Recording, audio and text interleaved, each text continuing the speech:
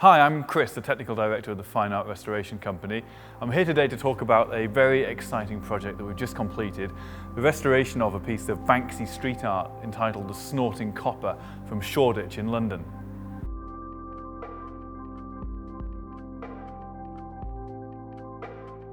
The piece was originally created round about 15 years ago on Curtain Road.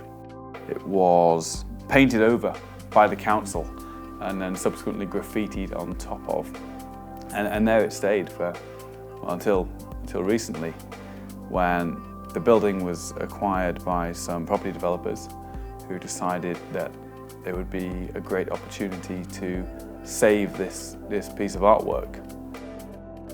Restoration of this Banksy Street Art was rather complicated, and it involved many of the same disciplines that we use in the studio when we're working on traditional easel paintings and other artworks.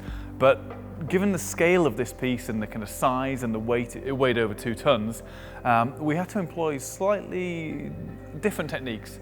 And so what we did is we worked with different specialists from around the world. We brought in some specialist engineers from the nuclear industry to help us make the frame.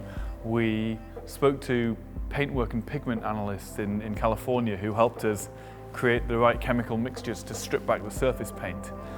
By bringing together these other experts, we were able to ultimately deliver a fantastic restoration and bring the artwork back to the street, which is very important.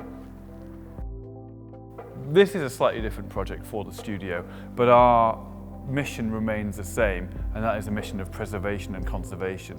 And it's what we've been able to achieve here is we have preserved this piece of iconic street art for London in essence, and this piece of artwork has now been put back in exactly the same location that it was taken from, and it's now on public display, and that's very exciting for us, and it really brings the whole project in a full circle.